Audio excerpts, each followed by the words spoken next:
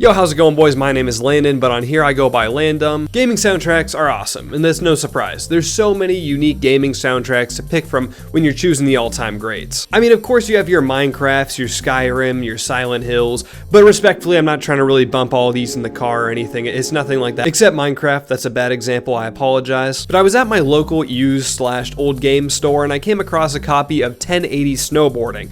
I don't know how many of you regularly used an N64 growing up. I only played them at people's houses, but this is an incredible game. Not only because it was one of the first of its kind in the Nintendo scene for racing sort of games like that, but it's also an extremely innovative soundtrack. And I'm sure if you played this game, you have not even forgotten the soundtrack to this game, since it's packed front to back with bangers. And it kind of reminded me of other games that are similar to this genre, that genre being jungle music. My favorite and also forgotten genre of gaming music. And if you don't know what I'm talking about, that's okay. I'm going to explain, because that's what the video is about.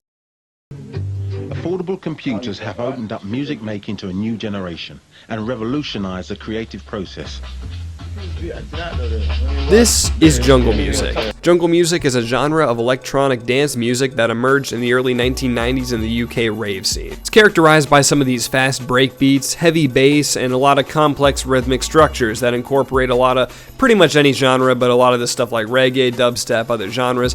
I don't freaking know, I had ChatGPT write this for me. But jungle music is often associated with this thing called the Amen break. It's a short drum sample taken out of this 1969 track by the Winstons called Amen Brother. I mean, look all over music. You'll find the Amen break or breakbeats in general sampled everywhere. The song's got over 6,000 official samples, making it the most sampled loop in music history. Ranging from 90s rap legends to the metal genre with Slipknot to a legit Naruto and Dragon Ball Z song sampling it. This thing will just not leave music, it's safe to say. But the sample's not only been all over modern music, past music, literally everywhere around music history, it's also heavily used in video games, which is what I wanted to primarily focus on today. So after that history lesson, let's check out some video games.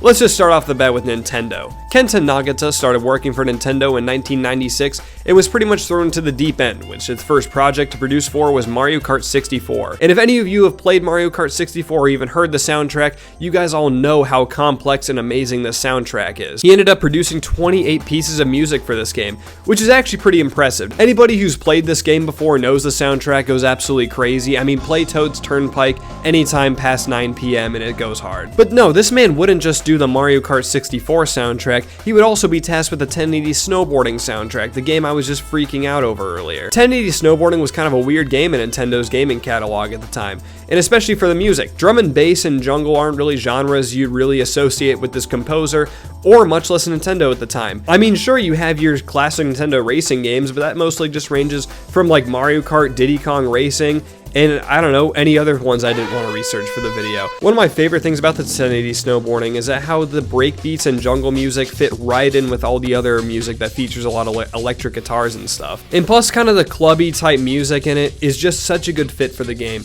making it one of the, I think, the most iconic Nintendo soundtracks that people don't really talk about as much.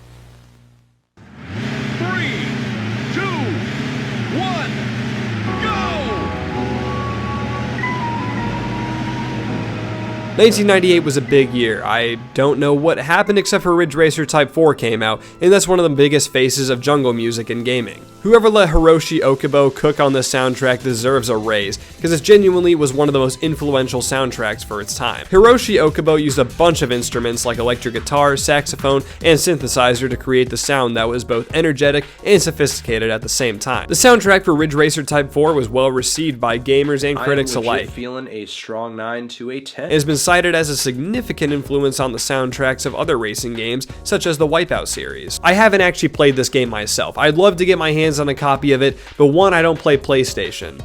That's the only reason. Also, the soundtrack's got classics on it that have impacted the current scene of music, like its track Move Me. It was also sampled by rapper/producer JPEG Mafia back in 2021 for his song Bald.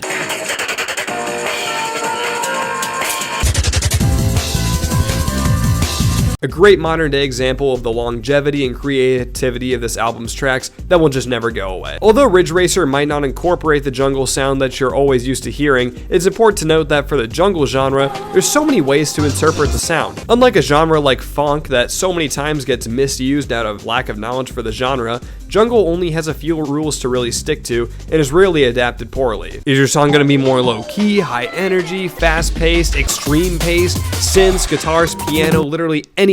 I mean, we see this all over the history of the music. The genre has flexibility. I think what really made jungle music stand out as a whole was because it was kind of pointing towards like futuristic type music that people in the 80s and 90s and early 2000s probably thought that was going to be happening around now. Like we were going to have some sort of like crazy like flying cars. Like you guys know what I'm talking about. I think honestly this is one of those things where like people are just nostalgia freaky about it. Like it's like old gaming consoles. Ugh! I'm sorry. I'm dying.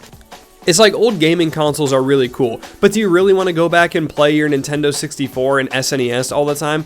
I mean, I'll stick with Rainbow Six Siege and Call of Duty, except Call of Duty, that's a bad example. But I think the genre relies somewhat on very nostalgia-heavy people looking back at a past time, but I still find the music to be like extremely good and just super high quality even to this day. One of my favorite parts about the genre is just how well it's sampled in today's music, and it's just gonna live on pretty much forever through the use of that one sample. In general, it's just not really used anymore, which is why I kind of wanted to make this video talking about how it's a little bit of a forgotten genre.